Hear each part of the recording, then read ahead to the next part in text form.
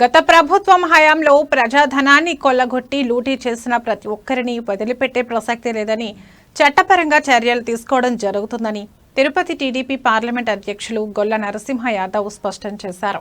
Tirupati press క్లబ్లో జరిగిన media సమావేశంలో ఆయన ఈ వ్యాఖ్యలు చేశారు. చూస్తే నారా చంద్రబాబు నాయుడు వరకు కూడా ఏనాడు కూడా అటు ఉమ్మడి రాష్ట్రంలో కానీ ఇటు విభజన రాష్ట్రంలో కానీ ఏ రోజు కూడా రాజకీయ కక్షలతోటి ఎదుటి పార్టీ వాళ్ళని హింసించడం కానీ చంపేయడం కానీ ఇలాంటి ఘటనలు ఎప్పుడు కూడా పాల్పడదు. అది ఒక మా పార్టీ సిద్ధాంతం కూడా కాదు.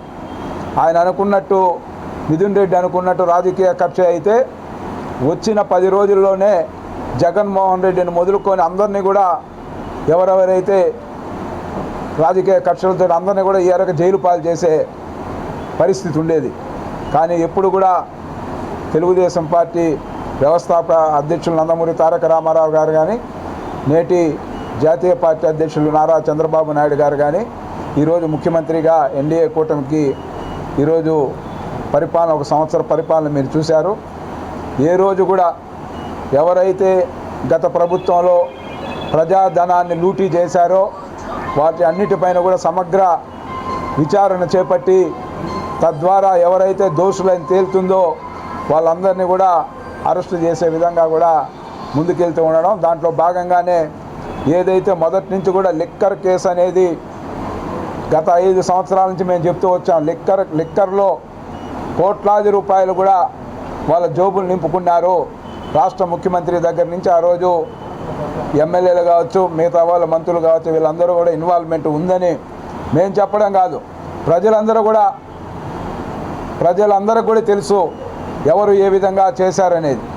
ఈరోజు దానికి అనుగుణంగా అటు మొన్న చూస్తే చంద్రగిరి మాజీ ఎమ్మెల్యే చెవిరెడ్డి భాస్కర్ రెడ్డి కానీ ఈరోజు పెద్దిరెడ్డి మిథున్ రెడ్డి కానీ ఇంకా అరెస్టుల పరంపర ఈ యొక్క నివేదికలు చూస్తే వాళ్ళ సెల్ ఫోన్లు కానీ వాళ్ళ యొక్క డేటా మొత్తం కూడా ఏ విధంగా వాళ్ళు దాన్ని ఇది పెట్టినా కూడా ఏదైతే సిట్ అధికారులు వాటన్నిటిని కూడా బయటకు తీసి ఈరోజు తాత్కాలికంగా కూడా దీన్ని రిపోర్ట్ని కోర్టులకు సబ్మిట్ చేయడం జరుగుతుందని మనం చూసాం.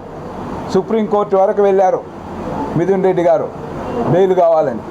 కానీ సుప్రీంకోర్టు కూడా తిరస్కరించి యథావిధిగా సిట్టు సంబంధించి ఏదైతే ఇన్వాల్వ్మెంట్ ఉన్నారో వాళ్ళందరిపైన కూడా చర్యలు తీసుకునే విధంగా లిక్కర్ కుంభకోణంలో ఎవరున్నా కూడా విడిచిపెట్టే ప్రసక్తే లేదు.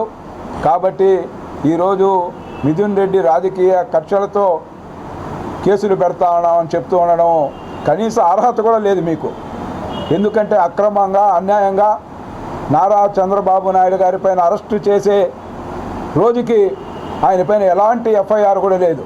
కానీ అక్రమంగా రాజకీయంగా మీరు కుట్ర పన్ని ఏ విధంగా చంద్రబాబు నాయుడు గారిని అరెస్టు చేశారో ఒక్కసారి మీరు గుర్తుకు తెచ్చుకోమని సందర్భంగా తెలుస్తాను. మీకు రాజకీయ కక్షలతోటి రాజకీయ కుట్రలతోటి ఎంతోమందిని తెలుగుదేశం పార్టీ వారిని పొట్టన పెట్టుకున్నారు వైసీపీ శ్రేణులు అనేది గ్రహించాలని కూడా ఈ సందర్భంగా కూడా తెలియజేస్తూ అక్రమ కేసులు పుంకాలుగా కూడా పార్టీ స్థానిక నేతల నుంచి రాష్ట్ర స్థాయి నేతల వరకు కూడా మాజీ మంత్రులపైన దీని నిబద్ధతకు ప్రజల యొక్క దీనికి ఎవరైతే ప్రజల యొక్క పాలనకు కానీ ప్రజల యొక్క సహకారాలతో రాజకీయాలు తరతరాలుగా చేశారో వాళ్ళ కుటుంబాలన్నిటిపైన కూడా ఏ విధంగా అక్రమ కేసులు పెట్టి నిర్బంధించి పోలీసులతో కొట్టించిన సంఘటనలు ఉన్నాయి ఈ రాష్ట్రంలో గత 5 సంవత్సరాలు కూడా గుర్తుకు తెస్తా ఉన్నాం. ఈరోజు